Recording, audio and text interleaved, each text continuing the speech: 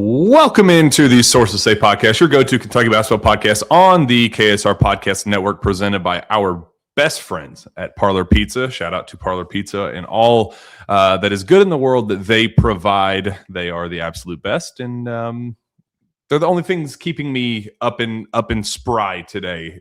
Stephen Peake will have Shawn Smith joining us here in just a moment, but until then, we got a lot to talk about. We have a lot of frustrating things to talk about, and a lot to decide and decipher and sift through to get to an answer that I think fans are dying to know. Will this team make the NCAA tournament? Stephen Peake, how are you waking up this morning? Because I did not sleep very well, and I didn't wake up feeling on the right side of the bed this morning. Everything just kind of still feels off 24 hours later after the fact.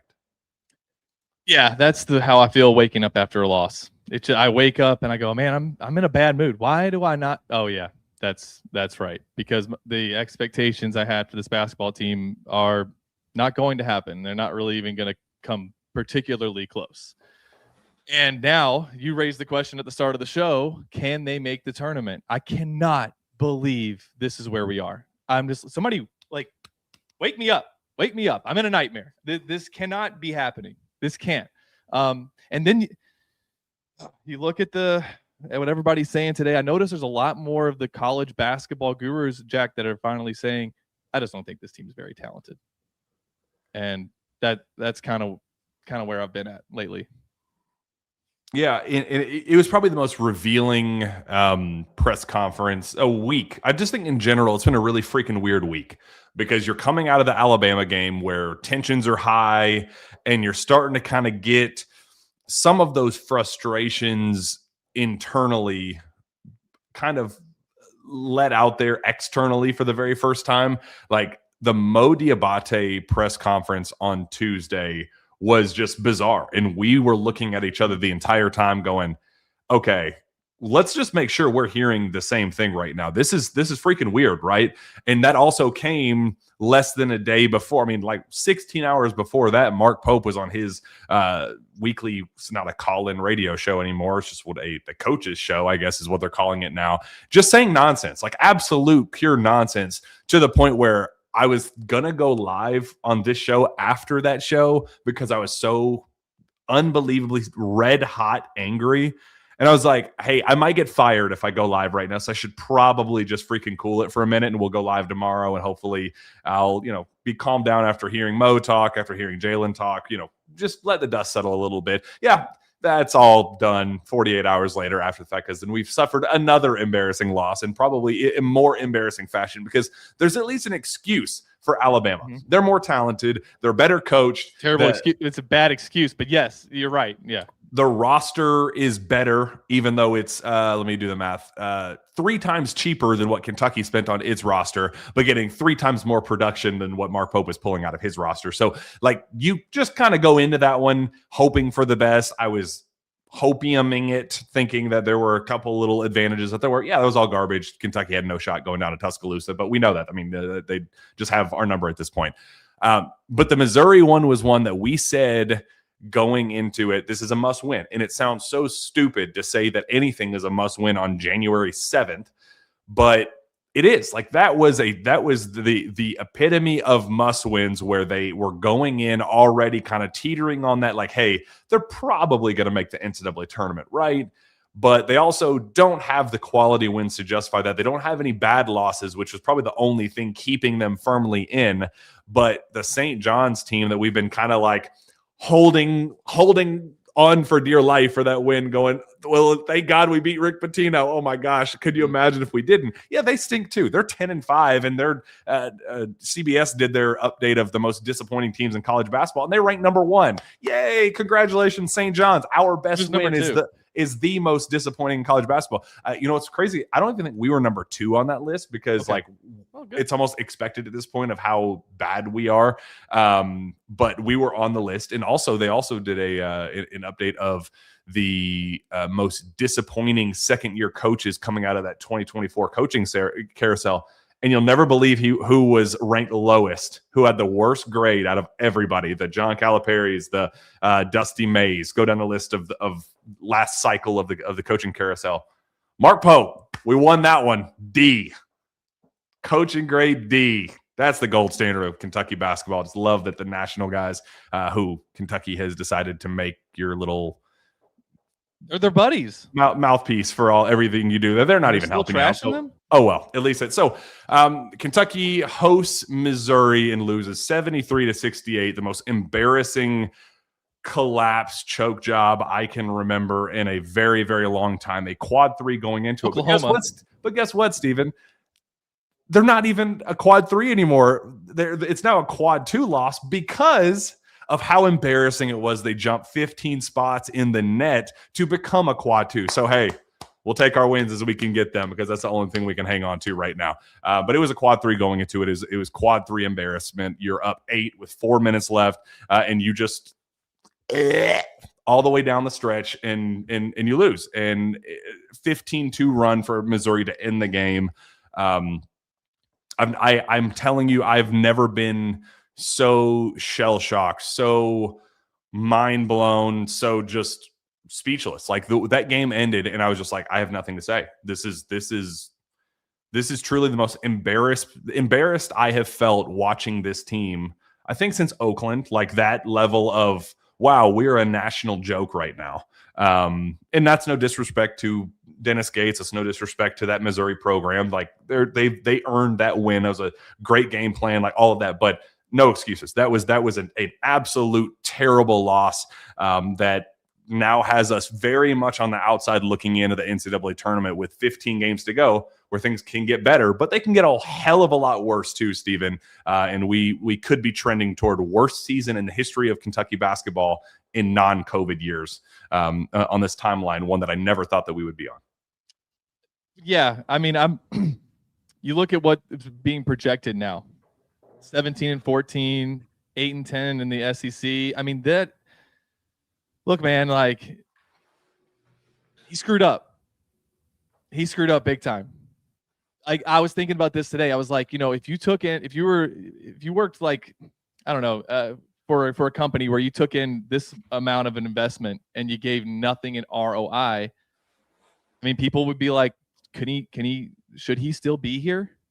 He cost the company this much money. We got nothing back for it. Like now this is not apples to apples. I want Mark Pope to work, but there is, like I had serious doubts about this roster, and now I'm concerned that the way that you're having to play is going to make it a tough sell for the next group, because this isn't the offense that is attractive. Cody Figure came on, I think it was Jacob's show, and said a referee told him, man, guys are going to love playing in this system. And you didn't really you didn't kill it in recruiting or the transfer portal, obviously, with that offense he had last year. So how is it going to get, like, how does it get better with what you have, with what you're doing this year? How are you going to convince guys to come in and play for this? So I'm very concerned about all of it going forward. And this team is like, they're not that good. I think that's pretty clear. I watched some of how they attacked the 2-3 zone today, and it was like they've never seen one before.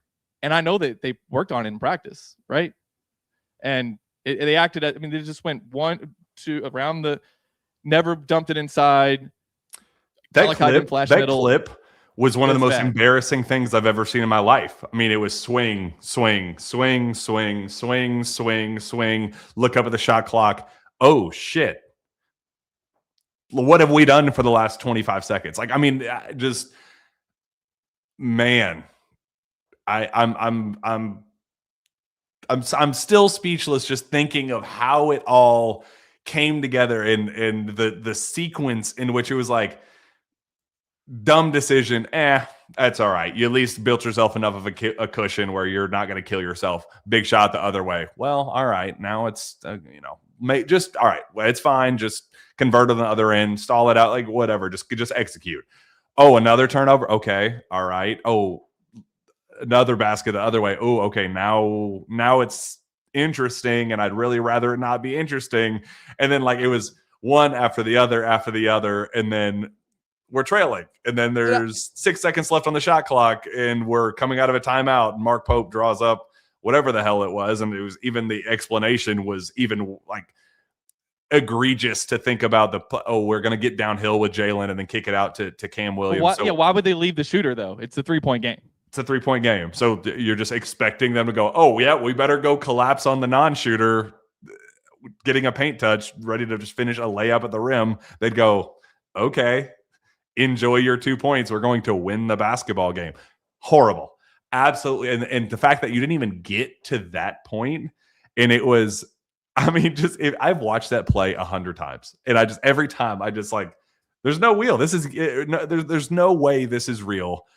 It's the yakety sax needs to be playing over top of it.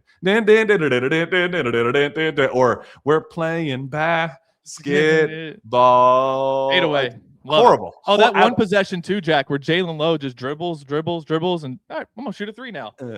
Playing. And it's not even like a set it's like slingshot. Like not even. I mean, just doesn't even come close to hitting the rim. Just ricochets off, and then game's over. Like, all right, well, game's over, season's over. Let's all go home. Just horrible, heartbreaking, man, heartbreaking, devastating, but also so dumb. And so believable. Yeah. Like, if there was any team that could lose in that type of fashion, it's like, yeah, that makes sense. This one's probably capable of it. They're horrible, man. They're horrible. The worst part is, I wasn't really that upset by the end of the game. Like, I was like deflated a little bit, but it was more like I found myself thinking this. It was when it was a 3-point game. I was like, all right, Kentucky might win this.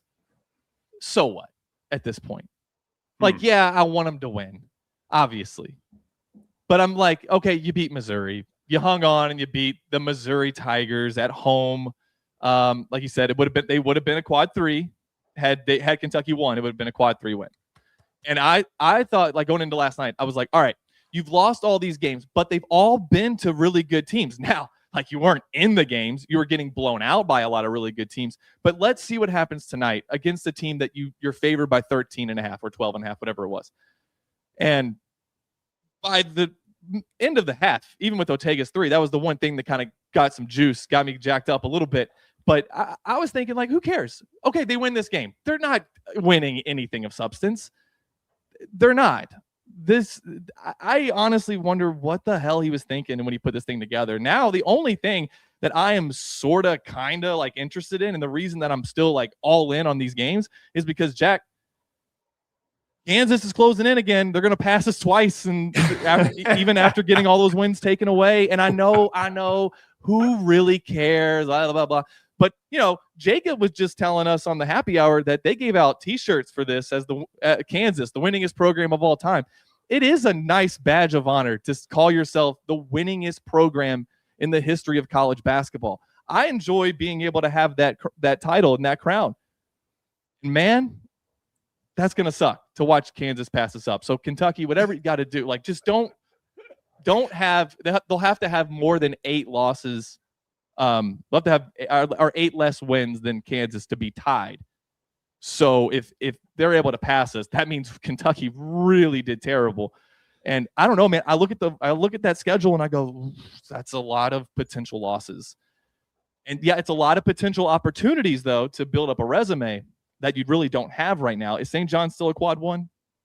Technically, yes. Okay, it's a neutral site. We got one of those. All right, great. I think everybody's just frustrated. And Indiana technically, as we speak right now, is a quad 1 because they are 30th in the net, but 30th is the cutoff. So we got 2. So we got 2, baby. Woo! It's such a far cry from what we were told this team would be, and I can't believe it. Like, I mean, everybody in their hearts, everybody who followed this, in their hearts knew that we didn't get enough shooters. We all knew it. But then when you go to press conferences and you talk with people around the program and they're saying like, oh no, this guy's shooting 70% from 3 in practice. And this guy's shooting 45. Jalen Lowe doesn't miss in practice. the Pittsburgh coach is an idiot. That's why he shot 27%. When he gets in my offense, whoo, watch out, boy. He's going to light it up. And we were just like, all right, we believe you. Why shouldn't we? You're in the practice. You're running the practice. We believe you, coach. Like, let's roll with this team. And, well, when he says it's not translating, like last night when he said it's not translating to the game, we're in January. We're now in January and it hasn't translated. I almost don't believe it. And what an ego thing to say. Oh, well, my system is so good that I can take the misfits, I can take everybody else's garbage, and I can turn them all into gold. So you come here, you can be a 21% 3-point shooter. Just trust me, you're going to come in and you're going to shoot 45% next year. Trust me, just mark my words. Oh, and Trent Noah and Colin Chandler and the guys that everybody makes just massive leaps between their first and second year in my system. Trust me, development is going to be second to none here. Jack, who's taken that jump? Not one single person. Chandler played 5 minutes. He's just now back getting to where he was. Back to where he was. Like, he did not. Yeah. Not only did he not make the jump, we're just saying like, oh well, thank God he's at least where he was when he was an All-SEC player last year. It's like, come on, dude. Nobody got better. Like, this whole team is a repeat of last year in terms of the guys that needed to take steps up. And then all the other pieces they added just were total misfits, guys that just did not fit in with what we're doing. And I think Shawn is pulling right now. We're going to have him on, and you want to 3-box this and just kind of keep the conversation flowing, however long you can stay on, Steven. Yeah, we can do that. But I have a theory that I'm feeling pretty good about it, actually. Like I've come around to the idea that Mark Pope understands that he cannot coach his team.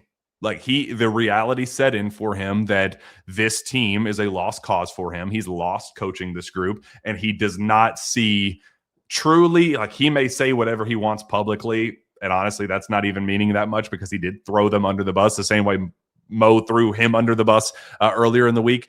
But I'm convinced that like he has realized that this group is never coming together. They do not fit. We are shoving a square peg in a round hole like this over and over and over again, and it's going nowhere.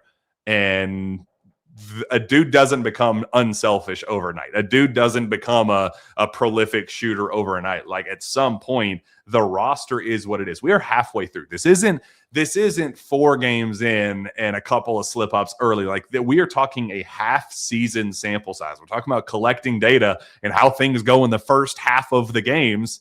Oh, it's horrendous. Well, we've collected a hell of a lot of data, and everything suggests that this team does not work, that the pieces do not come together. And for the very first time, for Mark Pope to throw his team under the bus, like, not directly in a sense of like, hey, these guys stink, but throwing little nuggets out there to hint that, hey, there's some serious issues, that it's not all my fault. It's not like I can't coach these guys. It's just a personnel issue. That personnel language for the very first time was like, ooh, okay, so you're saying that it's the pieces now. That you're now calling it that it's a personnel problem. Just like we've been saying since the beginning of the season, watching these games after again, the first time we got to see this team for the first time, Steven, with our own 2 eyes was October 7th at Pro Day. And even at Pro Day, we were like, well, this doesn't really sound like how they described it to us all summer, and calling it the Ferrari and calling it the 96 repeat. And hey, let's roll those denims out because we're going to recreate that magic from 30 years ago. It was kind of like, I wonder what, okay, all right, well, I guess we just need to see more of them. And, it's just probably just a cold start. Like, all right. And like, as the game, then we see the Purdue game, we're like, oh, well, there it is. Yeah, obviously, duh. Yeah. And we thought the Purdue game, that was, okay, we're going to be a great defensive team. We held them to 63 points, and Jasper Johnson looked like the guy I thought we were going to have all season. Yeah. And then how's he doing? We don't know, actually, because he's not playing. He's not playing. Like, there's 3 guys at least. And then how many minutes did Colin Chandler play yesterday? The most important minutes at the very end, right, as Jaden was sitting. It wasn't for the on the last floor 6, for the 3-pointer that you might need. Right. Okay. Yeah. So like you built this roster based on depth. Like he mentioned that after the Georgetown game, right? We don't have runaway talent, but we have all these pieces, and we think we're going to wear teams out. They talked about the Jenga moment where because you can put in all these guys, that other teams, their legs will give out by the certain point in the second half. Well, there's like four guys we thought were going to be contributors, and they didn't play last night.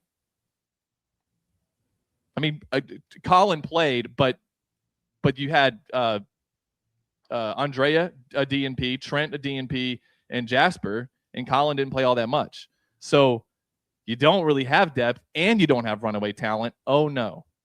And the 7 that Pope has decided to make the rotation group, one of them, he managed to pick one of that 7, one of them would be considered a shooter.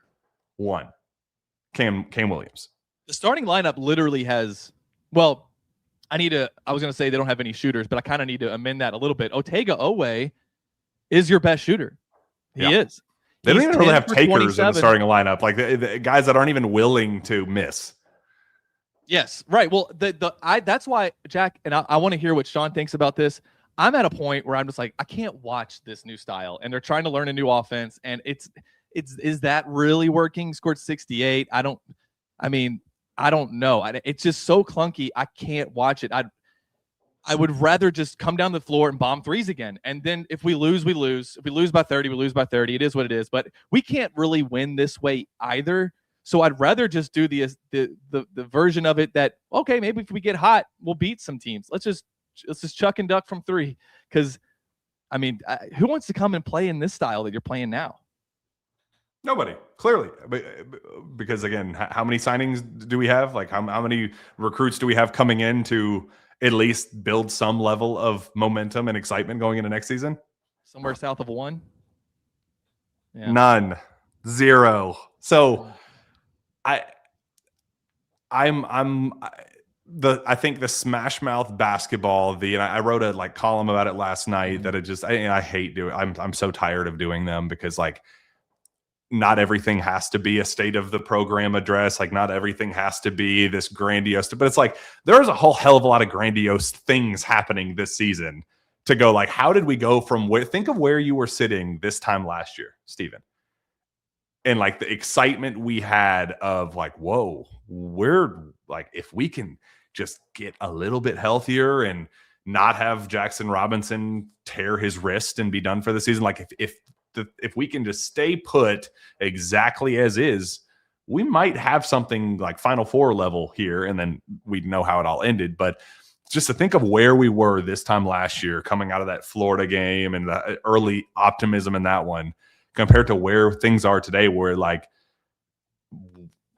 Mark Pope is actively coaching for his job. Like that is a very real sentence that I just never in a million years would have dreamed coming out of last season that we would have. Like if you were to tell me going in, hey, Kentucky ties an all-time NCAA record for 8 top 15 victories.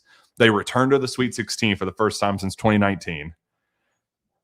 And Mark Pope is going to have a $22 million blank check offseason. Whatever you need. If you were to tell me all of those things going into it, I said, yeah, absolutely, we're going. And I think that's where that level of excitement was. Okay, like you have donors saying whatever you need, we're going to make that happen for you. And Pope able to get his pick of the litter of, yes, I want you, I want you, I want you. Like, of course you're going to believe. And again, we knew the whiffs and all that stuff. It wasn't as cut and dry as just picking who he wants, but he was able to land some big gets, like Denzel Aberdeen. The way that all came together, that was like we're Kentucky and you're not type of commitment. So as it was all unfolding, we were like, hey, let's ride. Like, yeah, of course. And then you get the feedback over the summer, and you get the feedback leading up to the season with Pope hyping this team up to be what it was. It's like, why would you not think that they weren't going to be something special? Like, of course you're going to have that level of optimism. And that's why I'm convinced, Stephen, that how early do you think Pope realized, that it hit him, that it was like, uh-oh, these pieces don't necessarily fit the way I thought they were? Well, I think he's probably suspected it a lot earlier than what I'm about to say, but I think you and I were there for it, and that was the reason he came out just so sad in that Michigan State game, because he knew right then, oh no, I can't play a lot of these guys. They don't play defense. That we can't get stops with some of these guys on the floor. They don't even make shots. Oh, I might be ricked. Is that what a word he might use? So did you say ricked? Fricked. It was fricked. You get ricked. No, I think those two things. He would not say effed. He would not say he would not use. He wouldn't drop an F bomb. Ricked is a very simple. He was screwed. Ricked means screwed, if depending on the context. Yeah, sure. He knew that this was not going to work. That was confirmation that this wasn't going to work. And from that point on, and I talked to Brandon Garrison about it yesterday. And I asked him, like, when did you put this new offense in? He has no idea, but they did. He didn't know. But wait, we have a new offense. Yeah, he said we did put this new offense in at some point. At some point, and we're all trying to figure it out. And they did try shooting 33s against Gonzaga, but I mean, hell, man, you were down by like 20. You just had to throw some threes up. You lost that game by 100. It did not matter. So I think he knew it then, and that's why he was so sad, because he knew he messed up. It's like, oh God, like this could be so bad that like my worst nightmare could come true. And I want him to figure it out, and I'm hoping that Shawn Smith's going to have some answers. Are you sticking on with us? You better come here with the fix. Are you jumping out? Are you staying on? How do you want to do this? I want to stay. I have some questions for Shawn. I'm gonna let you guys talk, but I want to three box it.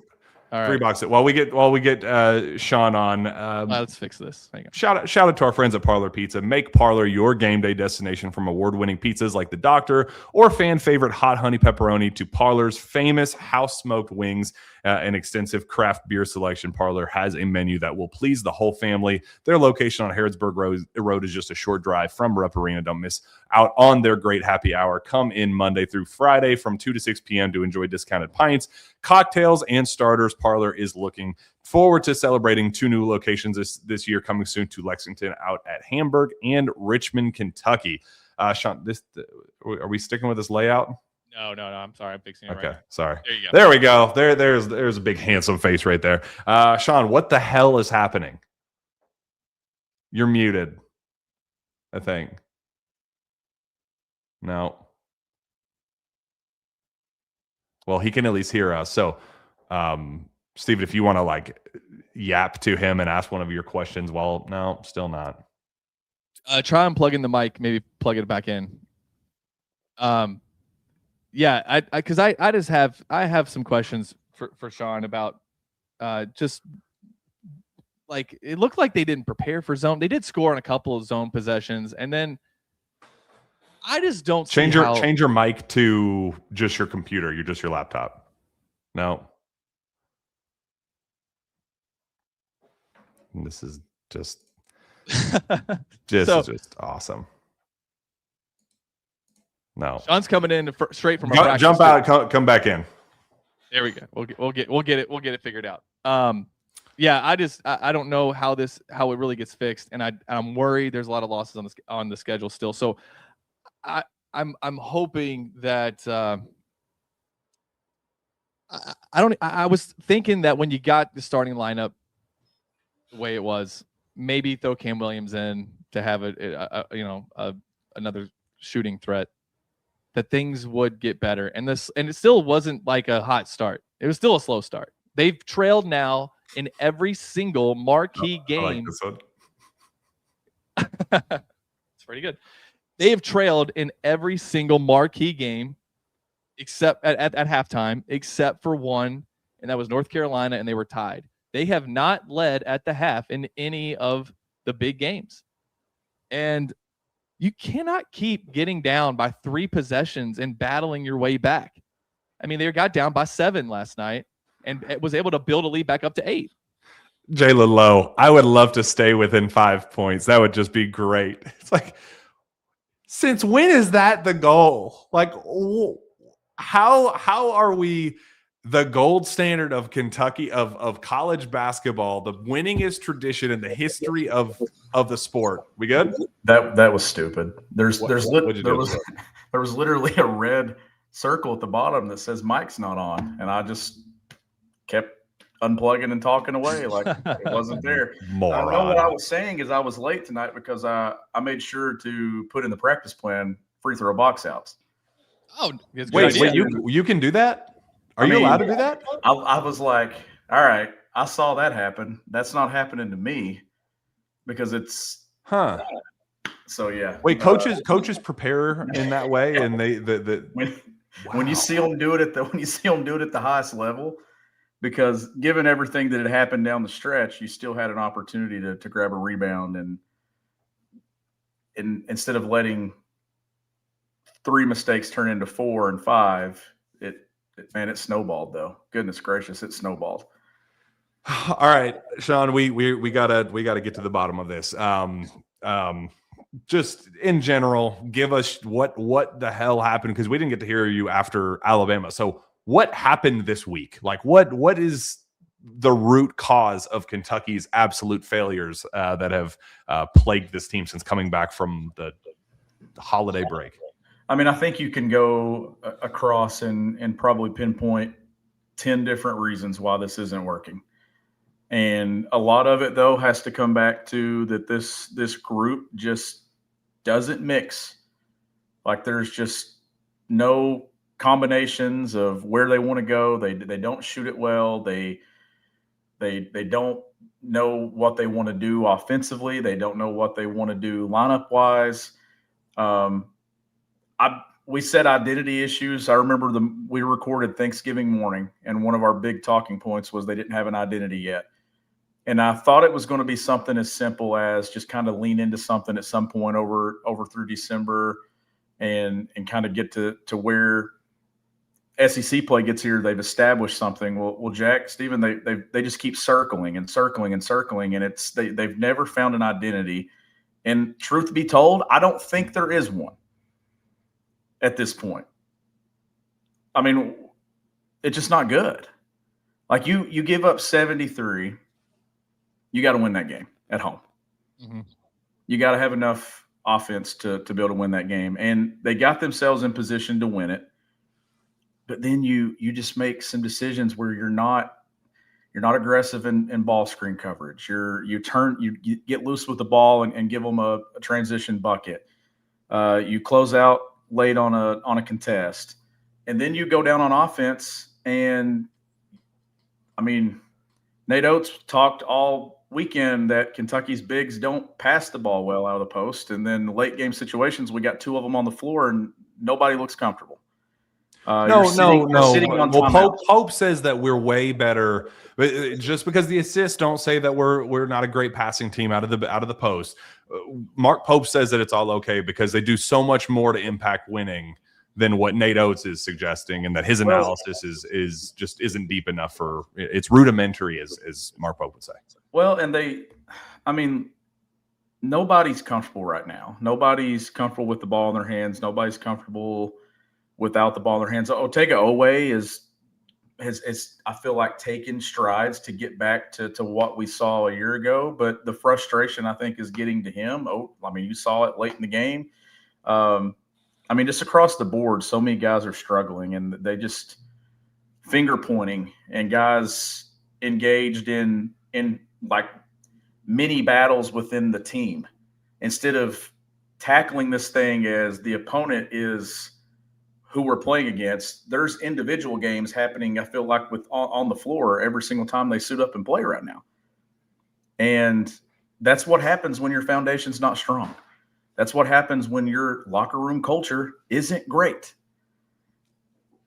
Like, I just don't think that they've leaned into anything. And then, the more and more that this plays out, I just go back to the Louisville game and how Pope was in the post-game presser. And guys, when I sit back, and it's been almost 2 months, I feel like that he kind of saw what is happening. I think he's like, this is not good, and I have no idea how to fix it. And I mean, look at the combinations late in the game last night. How are you going to, like, what are you doing with Colin Chandler? Are you going to play him or you're not going to play him? Then he's on the floor for a key defensive possession, who makes a great play just out of, but that's not why he was in the game. Like, at no point was this. And Pope cannot use that as a like, no, that was a freak thing. You don't get credit for that. You're just throwing spaghetti at the wall in situations right now because you don't. And look, I get it. It's hard as can be right now, and you're trying to find anything that gets you going. You're seeing some fire from Mark Pope on the sidelines, but look, a lot of that's just frustration and just wanting to get it right. But you're waking up every day and you're going to the office, and they don't know where they want to go in any situation. Like last night when the final possession comes down to it, I know that is not what he drew up. I know that Jalen Lowe shooting the ball like that was not what the play was out of the timeout. But here's the thing. I don't know if going into timeouts this year that you have a clear-cut plan on what you want to do, because if it was to get Jalen Lowe downhill, who's helping off on that? Not to down one. Please bring it downhill, because I'm going to stay attached to here and here. And I'm not fouling you in this situation. The fact that we're up 3 is, I'm not putting you on the line because I know you're not going to make a 3 in this situation. And it's frustrating because I thought a year ago he did more with less. I truly do. But it fit. They shot the ball well. They had guys coming from lower major schools that truly fit his system and what he wanted to do. This team just hasn't meshed. It hasn't meshed as far as togetherness and playing with each other. It hasn't meshed as far as situations and positions on the floor. And then late, I know Jaden Quaintance hasn't played well the last couple of games, but BG makes a run and looks really good and makes some plays. But I thought Pope sat on some timeouts there at the end of the game too. Like, he had 3, used 1. You're turning it over, and then you trust your guys to come down, and then they turn it over again. And I would have liked to have seen another timeout there to get some lineups on the floor, get another guard, another ball handler, somebody. It just – right now they're searching, and it just – the well's dry right now. They're not getting anything. And if they could have gotten that win last night, then maybe you build some confidence. Because I don't know how you find confidence in this team being able to beat anybody that's good. Yeah, that's where I'm at. Like, I don't know. Like this, I know we're supposed to try to find the silver lining here in a positive, but you got Josh Hubbard coming to town now. And he's going to drop 78 points inside Rupp Arena on Saturday. And that's the other side of this too. You gave up 73, and that should be enough for you to win. But I still don't think that they're good defensively, and I just don't know what the identity is for this team. It's to play 2 bigs. It's to not shoot 33s. It's to do this, but they just don't do anything well, and it's very difficult to watch. Like, there was a possession in the first half, I believe it was against zone or something. It just looked awful. Like, it was just. Was it the one where they just passed it back and forth at the top of the game? Yes. Yeah, that was awful. And I'm like, it's like they never. Nobody moved. Nobody moved. There was. What the hell's going on? And the ball still stuck too. So if you're going to do that, how about whip it around? Like, make the defense move, spread them out a little bit so you can get to the middle and kick it out opposite, right? It's like, how would you do it? It's like, so they could just say, like, well, the ball didn't stick technically. Like, we played hot potato with it. It was not stuck in my hands, but it went nowhere. You got so many situations. I know. Is Jalen Lowe's shoulder affecting him on defensive possessions at points? Well, if you're telling people that, then you're going to get attacked every trip down the floor in certain situations. And I don't know, this thing just honestly, it feels the seat's getting hot. Let's just point blank put it what it is, because the pressure's the pressure is going to be at an all-time high each game that we go through this. Am I saying that Mark Pope should lose his job? No, I'm not. But we're reaching a point here where who is this team going to beat? Like, who do you have confidence in? Like, are you concerned at all about them being able to win on Saturday? I am. Against Mississippi State. I'm concerned because home court is not shown outside of Indiana. It's not shown to be something you can rely on. You've got tough road games coming up. Every road game, Vanderbilt doing what they're doing. Arkansas, what they're doing. Tennessee twice is going to be tough. Like this, it's going to present you opportunities to get some wins, but you're getting now to a point to where you have to. Projections are what? What does Ken Pom project now in the SEC? When you look, is it 7-11? Is it 8-10 was the last time I saw, but let me double check that. Artovic also has 8-10, 17-14 finish. Well, if you go to that, you're not an NCAA tournament team. Like that's not what you're doing. Guys, Sean, I wish I had some basketball discussion, but this just feels like an all systems failure at this point from all across the board. And it's one of those things that I fully believe if Mark Pope could wake up tomorrow and it be April, I think he would take it. Yeah. Can we hit simulate to end of season? Well, here's the other side of it. Like, if I hit simulate, I would probably turn up all my sliders and let recruiting simulate too, because there's nothing to fall back on that makes you feel good about that. That's the problem is even when it was late with Cal and things weren't going well, you could always look to something and say, man, you got some guys coming here. You got something to at least feel good about, but you're not winning on the floor. You're not winning with the fan base, and you're not winning in recruiting. There's just not that foreshadowing where I can look ahead and see, all right, this is who's going to plug in and play here. I'm actually looking at this that I'm trying to handpick a couple of guys that I think could still be a part of this thing next year, because it feels like it's just going to go poof. Ooh. Yeah, so you're not going to get the donors. You're not getting the donors to front the blank check again. So you're not going to have the 22 million. Well, I can just write the ship up with a total portal reset. No, you're not going to. You're going to have to moneyball this again. You have no high school recruiting base whatsoever, and the whole retention is our biggest priority because our guys just develop so tenfold year after year after year. We trust our internal development. Well, you haven't seen any of that with this current roster. So the fans don't feel tied down to the Trent Noahs and the Brandon Garrisons and the guys that have leftover eligibility. They're going to say, I couldn't care less if, I want Andrei Yelovich back, but there is a segment of the fan base is going to go, if he enters a transfer portal, they're going to go, so next. Like, there's not one thing that Pope can lean on to dangle in front of this fan base. And I think that's a serious issue, along with the fact that the donors are not going to be able to just give whatever Pope needs. Well, and I know that he probably sacrificed some shooting for some athleticism or sacrificed shooting for guys that he thought could add some more physicality. Like truly, when you look at this, what Mark Pope has done offensively in the systems that he's had at previous stops and even last year, these guys don't fit it.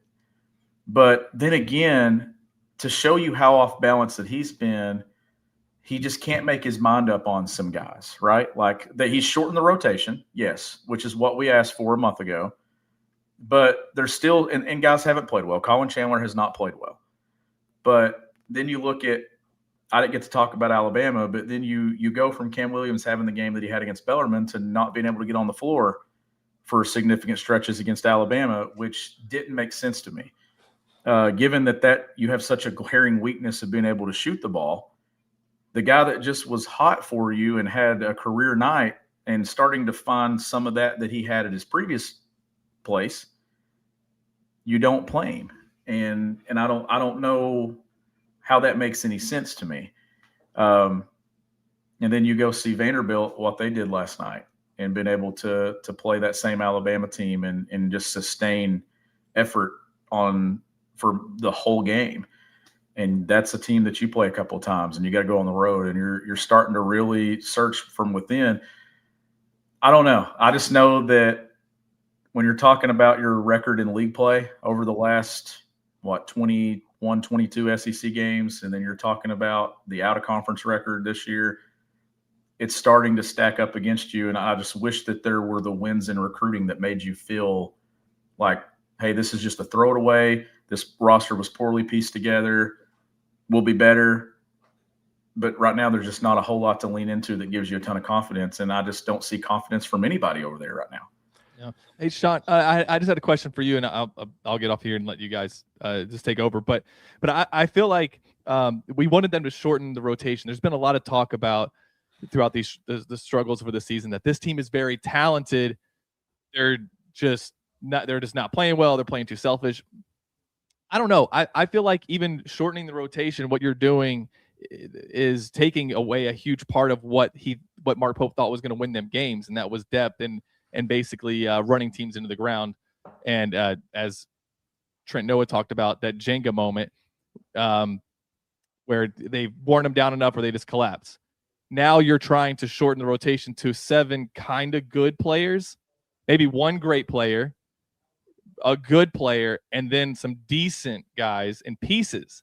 Like, they're not good or close to great. They're a piece of what was supposed to be a 10-man team that was everybody was gonna play 15 to 25, but now since you can't do that, I mean, is this team talented? I guess is what I'm trying to ask. Are there 7 talented players on this team? I mean, Jack, they had success at other stops, right? But like, if you go through this and you look at it, is Denzel Aberdeen a better version of himself now than what he was for Florida a year ago? Is Mo Diabate a better version of himself than he was at Alabama a year ago? Yeah. Like, those were 6th and 7th men too for their schools, and now they're starters.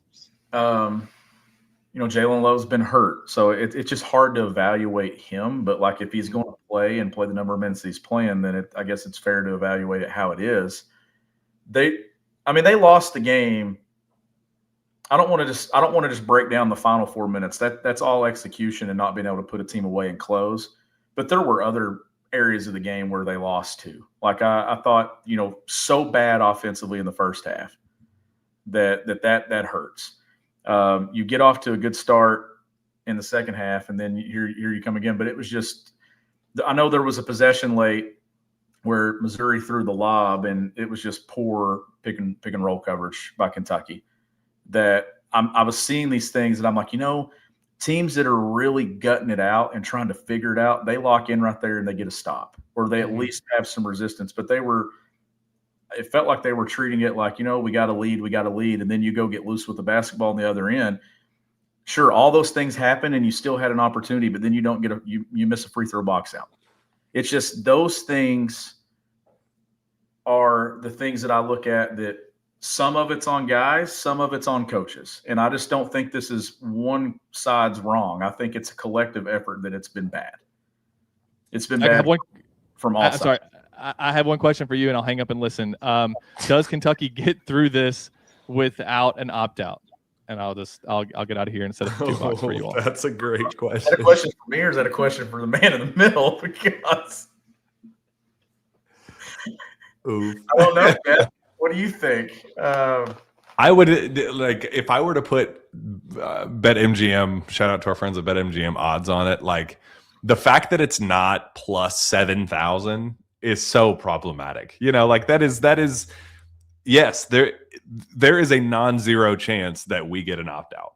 Which, like, not saying that there's one coming or on the horizon or something, but like, there are enough whispers out there and enough frustrations to say, like, hey, if you have so many frustrations, one of them has to boil over, right? Like it's just enough of a chance to be like, at least be cognizant of it. And it's just that I hate that we even have to have that conversation. I don't think it's going to happen, but it's just like, damn, the fact that we're in January 8th and that's even on our minds is, I was going to say hilarious, but it's not hilarious. It's sad. It's disappointing. I really wanted to get your take, Shawn, on Pope's comments, especially because we didn't get your thoughts on what Mo said Tuesday, where he really just kind of dunked on Pope and the coaching staff for their lack of preparation, and like pointed fingers at his teammates too and saying like, hey, we didn't take the scout seriously enough. But there was enough of like, hey, in-game adjustments could have been better. Like there was clear shots taken at the coaching staff. And then for the very first time, it felt like Pope returned the favor with some finger pointing back at the players. And some of the quotes, a lot of talk about dumbing things down and simplifying the offense, kind of in a sense of like, hey, these guys can't run my stuff, so I have to dumb it down for them, and we got to go floppy, we got to go horns, we got to go like just surface level stuff so they can get it through their skulls. So that's why the offense is as ugly and dumb looking as it is because that's all they're capable. Like that's the vibe that Pope was giving off, whether I believe it or not, but he's the guy that actually coaches these guys. So a couple of these quotes, I want to get your direct thoughts on them. It's like we're in molasses out there and we're trying to simplify and dumb things down. Our pace in the half court has been like a manifestation, the DNA of who we are on my teams. It is incredibly frustrating that we are not finding that right now. That is why we are trying to simplify everything and dumb it down so it's incredibly simple. Players.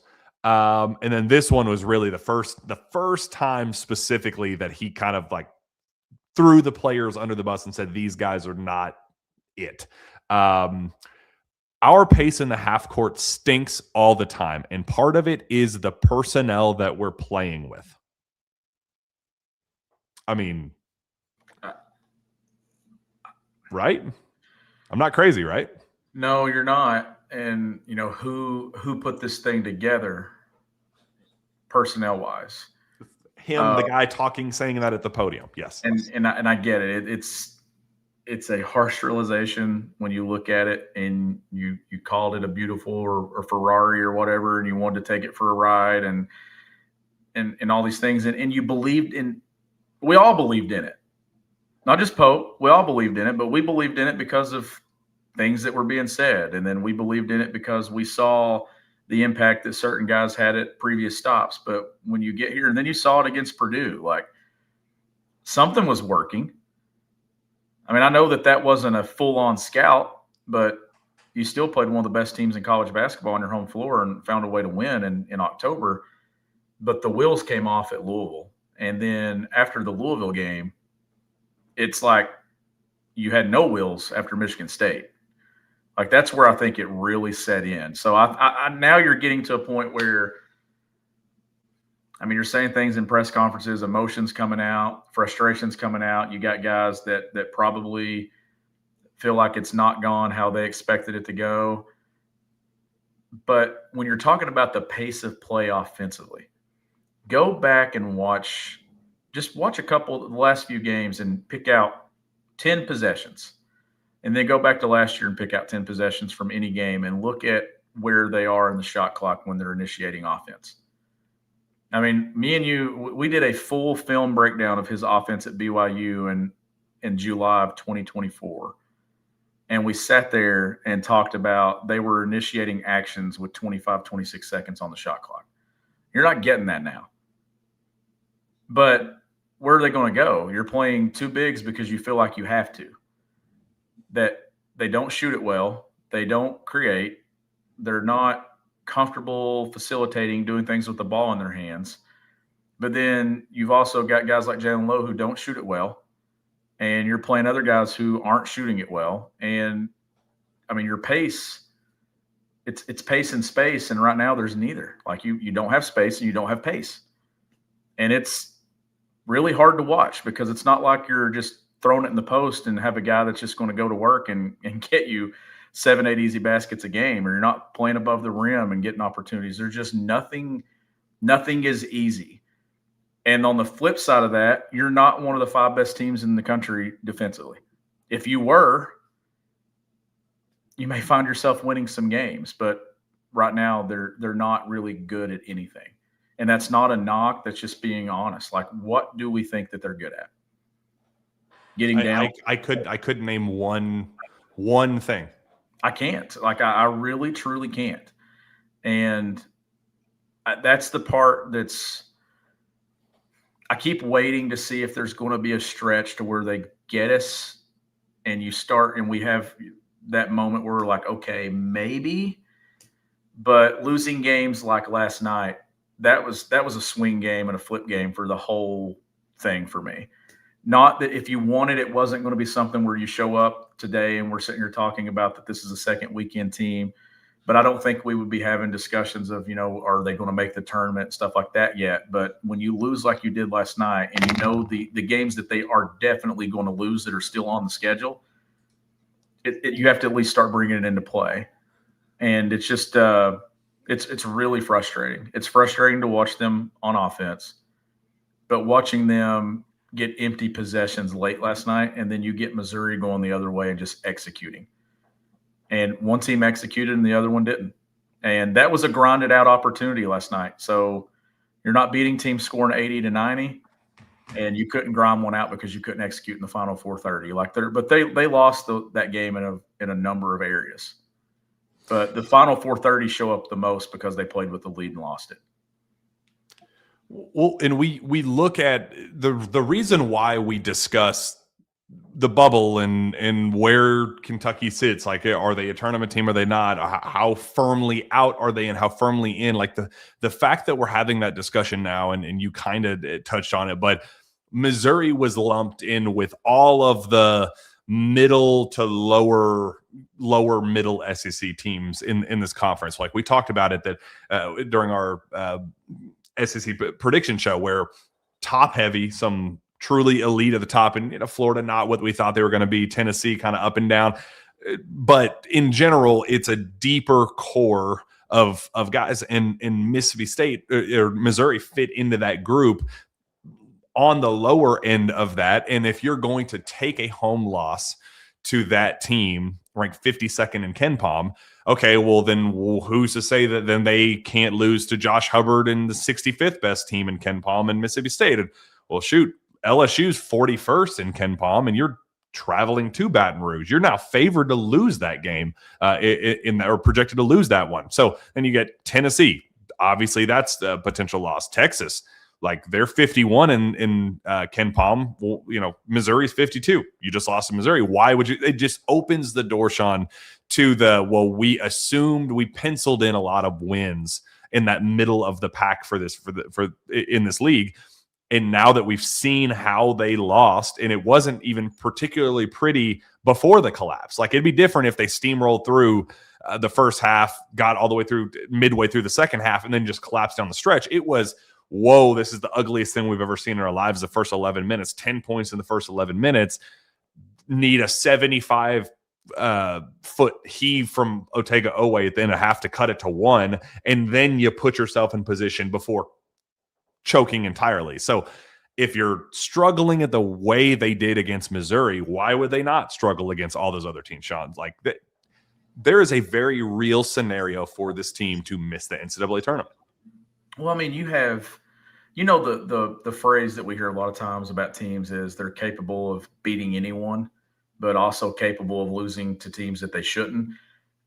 For me, I've got to a point with this team where I truly think they could lose to anyone on the schedule remaining. Anyone in the league, I truly think they could lose to.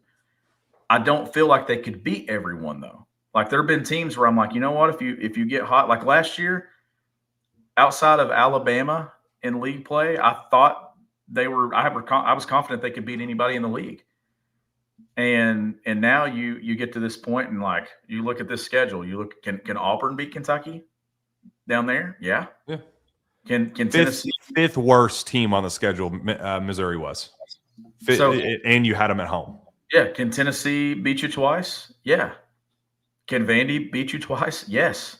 Georgia, like it all these games, I just don't have those ones that, and I did a few weeks ago, I thought this was a stretch where even if you lost Alabama, you could get a couple of back-to-backs here that then set you up to, can you steal a couple or steal one on the road? Could you protect home court enough to then give you a chance? But now you're losing to Missouri at home in a game that you really had no business losing. And you had an opportunity to close it. Even though you hadn't really played great, you still had an opportunity. You get an Otega Owe three-quarter court shot that still had you down at the half, but sparked you enough that you were able to build some momentum early in the second half. It's frustrating because I can't really circle anyone that's really gotten better or that's really playing, great basketball. I know Ortega is certainly, turned a corner. He did miss a huge layup last night. And that I honestly was like, man, this game's going to end this way. But Colin Chandler makes a crazy good play, one that I didn't expect him to make. And then Ortega goes down and scores. That would have been the finish that we'd all be talking about. But, they're searching right now. And Mark Pope has been searching for about 8 weeks. And I think we've got to a point to where we're at the bottom of the bag, and he's realizing that I just don't know where they go. And that has to be difficult to know the pressure that's on you and not really have an answer, or maybe the internal realization that how many more buttons do you have to push? Because, clearly they've decided that Trent Noah and Andre Yelovich, like, those guys aren't playing. Like, it's gotten to that point. Jasper Johnson, DNP. Like, they've made decisions, which kind of tell you probably decisions for a couple of months from now too, as well, with some guys. Like, I had the thought today, this could be a roster that's just entirely gutted with maybe a couple of guys. And I don't know how you feel on that, but this, and no high school recruits, could this be a roster that takes 9 transfers as high as that next year? But at that point, you're just saying, like, hey, we're going to try to recreate what worked last season and just try to upgrade the talent instead of trying to, get similar identity guys. But again, that's kind of what made the buy-in so easy for them, because you were pulling from Drexel and Dayton and, go down the list, Fairleigh Dickinson. Like, it's easy to want to from those guys compared to what we're seeing. What does Denzel Aberdeen have to play for? Like, he is coming off, he gets to look at his championship ring sparkling in the moonlight every single night. He gets to lay on his bed of cash of multiple millions of dollars, and he's dating Clara Strack on the women's team. It's like he has just the perfect college kid life that he could possibly dream of. Why does he care? Why would he care about the highs and the lows and the emotions and all that outside of just being a natural competitor? But it's like he doesn't have anything like to play for, to like, hey, this is my last ride, I have to go claim this. He already has a championship. He didn't need a second one to prove, well, only the best had 2 national championship rings in college. No, he already has that. Like, he's fine. He is totally content with how all of this is unfolding, and that's why it's like, why would this version of Rock or the next version of Rock losing on Saturday against Mississippi State? Why would that make him feel any worse than he does right now, or how today's feeling felt any worse than coming home from Tuscaloosa? Like, I don't think there's a breakthrough coming, because none of these guys have something to play for. And yes, I do think that it's going to lead to a massive, massive roster overhaul this offseason. But what does that look like, Shawn? That's my question. What are you selling the fan base next year? Is Pope going to go to the podium and say, hey, I know that the crop that I brought in stunk last time, that I spent more money on, but we don't have as much money, but just trust me, bro? Like, how is he going to sell that? It's going to be tough. It's going to be, you're being negatively recruited against at all levels. High school recruiting. Every minute of Pope's existence, he's being negatively recruited against. And when you have, Nate Oates going to the podium and speaking the way he did, that wasn't just about, Saturday, whatever, January 5th. Is that what, or what? I don't even know what day. 3rd? Third. The days are coming, or January 8th. That's crazy. But that's not just about January 3rd. That was about April, when you're going head to head for a recruiting battle for a guy from the portal. And you go back and you'd be like, yeah, the bigs don't pass, or the bigs don't do this, or you go there and play, the ball's not coming out of the post. All that stuff is, gamesmanship about recruiting and trying to win and trying to sell your program, while also, taking down a program that is a blue blood program, and you want to get a leg up in recruiting, but I don't know. Like it's you're almost to the halfway point. Well, you will be to the halfway point with this next game when it comes to the back half of the season here. And I mean, you look at the schedule, and there's games that, a few weeks ago I thought where Kentucky could kind of build and sustain something, and then set up some, exciting opportunities to where can you go to Knoxville and get one? Do you find a stretch there with Texas and Ole Miss before you got Vandy, Arkansas? But now I'm starting to dread the games that I thought were going to be the ones that they could build some confidence in. I'm dreading those now because we just saw one get them last night. And those are the ones that you can't let slip. When you're where Kentucky is right now and trying to build something and trying to make sure that and look, people can say it's too early to start not a tournament team. No, it's not. We're at that point to where starting 0-2 in SEC play, looking like you did at Alabama, and then losing to Missouri at home and blowing it in the final 4.5, we're validated in saying that this is trending to not be a tournament team. All of us. Can they make the tournament? Yeah, they can.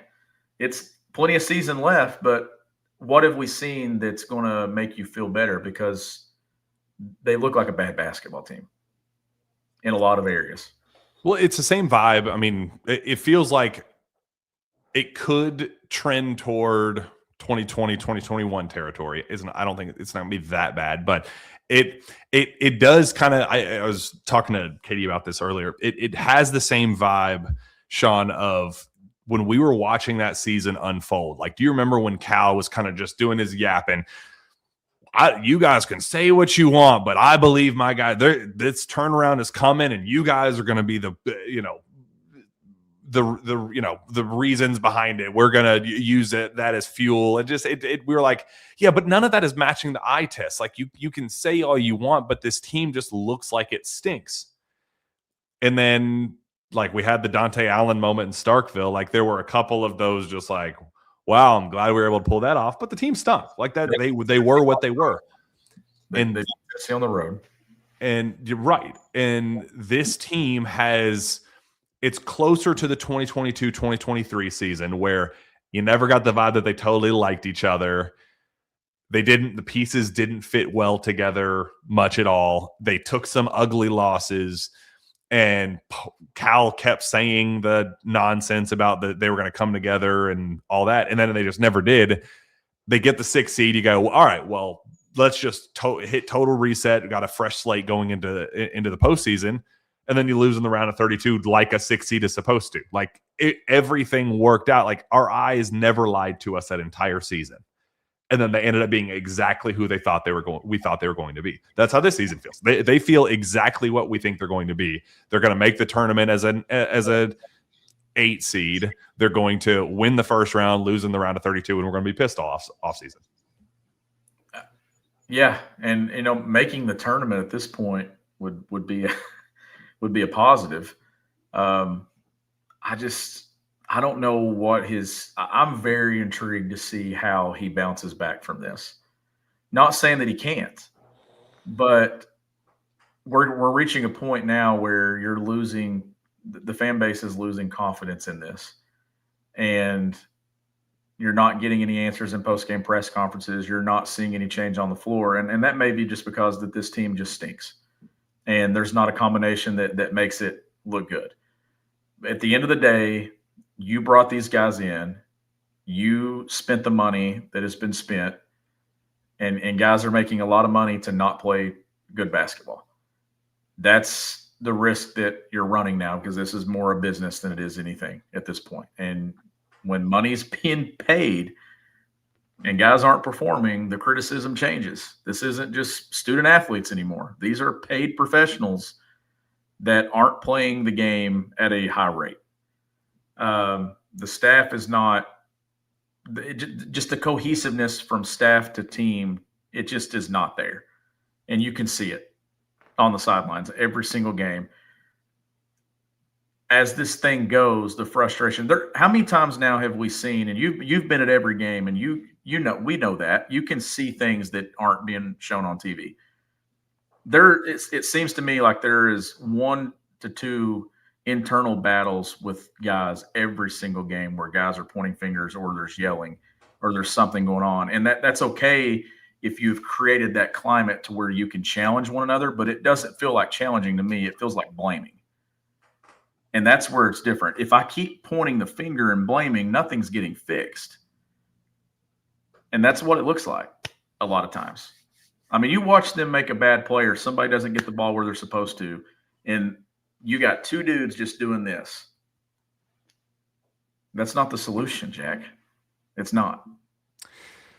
Yeah, I mean, you get Cody Feger and Modi Abate like screaming in each other's faces on TV. Like, it's not something that you can hide. Like, that is out front, that is transparent, that is for the world to see. And like right before that, I think it was Cam and Ortega that were getting after it. So like, this stuff is out there. And it was funny that happened at Alabama, and Mark Pope said that was actually one of the more beautiful moments of that game was watching my 2 players get after each other before going into halftime. It was a leadership moment for Ortega. I think Ortega was getting after it getting into it with Jalen Lowe and Mo and Jalen, and they both talked about it at the media opportunity on Tuesday, and they're both like, yeah, Mo was like, I was just telling Jalen to he needed to pass to me the ball more. Like I had a mismatch and he needed to find me on the block.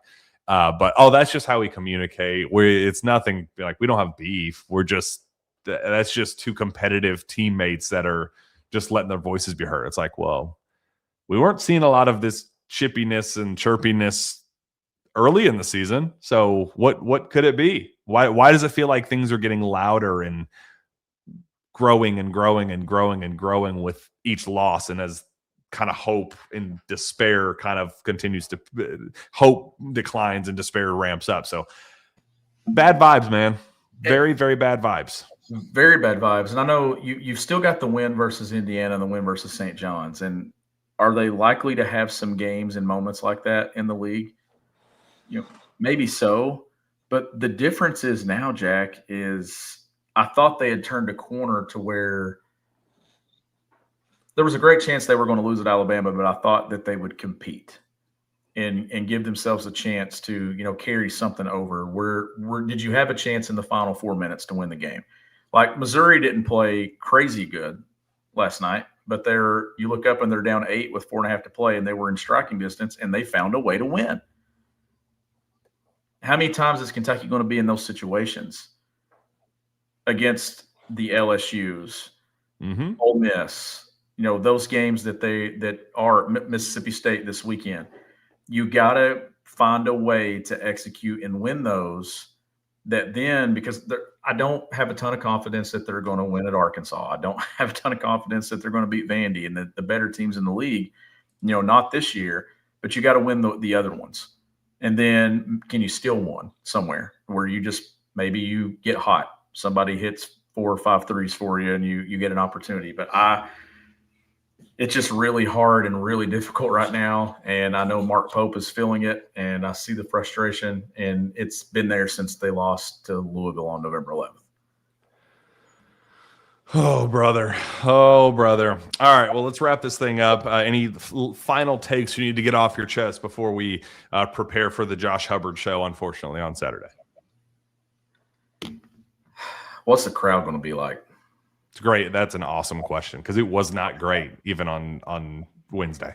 And here's the thing with it, right? Like, I just don't know. I'm not saying that we should all just not support this thing, because at the end of the day, like, Mark Pope is one of our own. He is the head coach at Kentucky, and I'm very, very hopeful that he gets it right and that they as a staff get it right, because I like all those dudes and I want to see them have success. But you're just getting to a point of peak frustration where it just feels like there's a couple of checkpoints here that I'm looking at, and I don't want to get too far ahead, but that I had a moment today where I thought John Calipari is going to absolutely drop the hammer.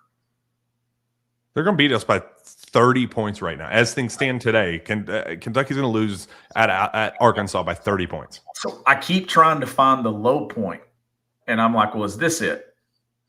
And, Alabama wasn't the low point because Tuesday or last night got even lower. So I'm like, please hit rock bottom and let this be the bottom. And then you start climbing your way out of it. So I don't know. But like you can say, is it the staff? You can say, is it guys not bought in? Is it a combination? I do think it's a combination of a lot of things. I think it's poor roster construction. I think it's pieces that don't fit. I think coaches are confused because they're not, like, let's face it, Mark Pope is coaching things that he's never had to coach. Like, his not being able to establish your system has never been an issue. It is a true issue that he has right now. And, I mean, he's throwing everything he can, hoping it sticks.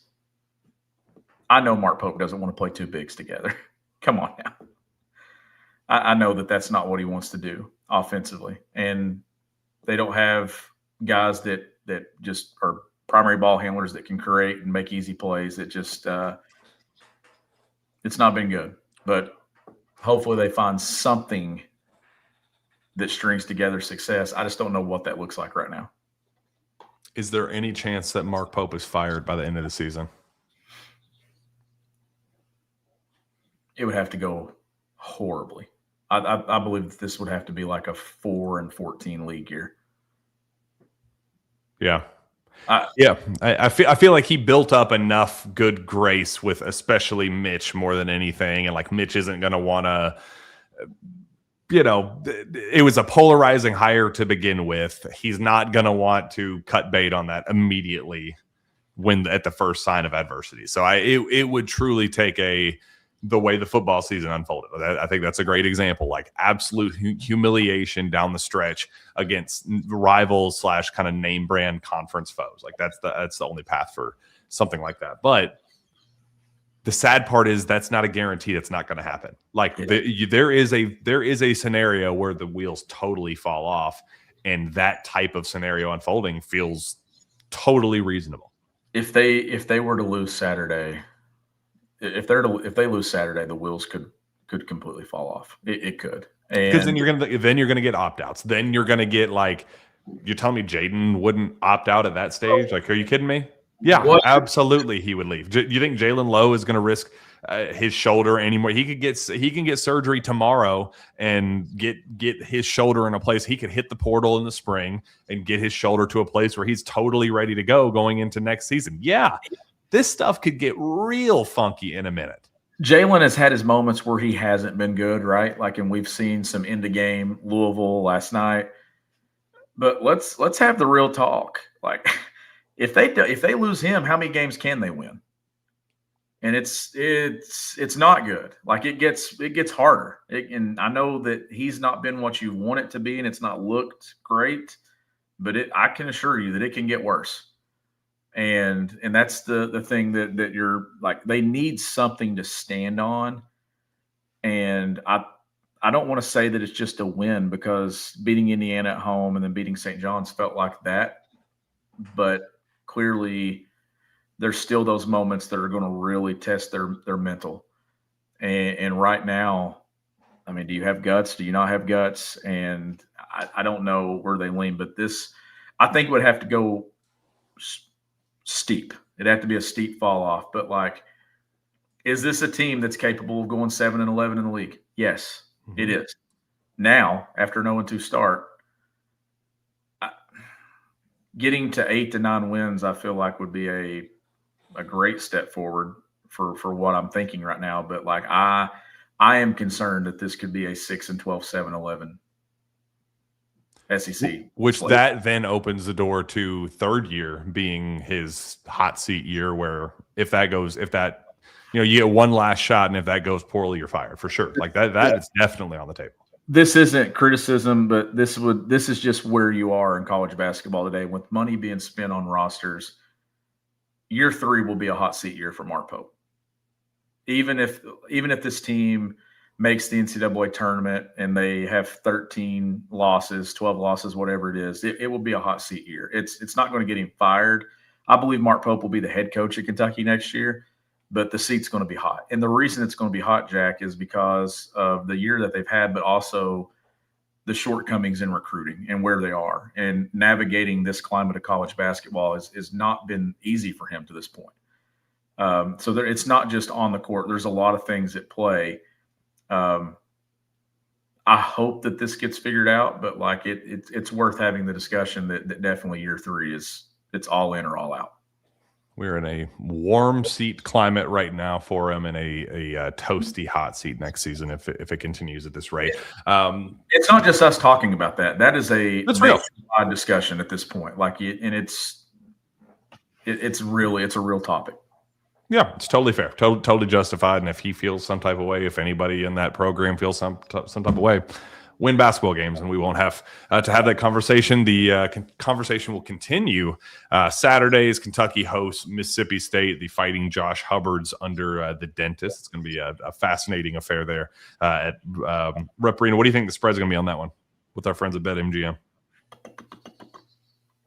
I got the Alabama one right. You nailed that one. After that, I'm going to say Kentucky 4.5.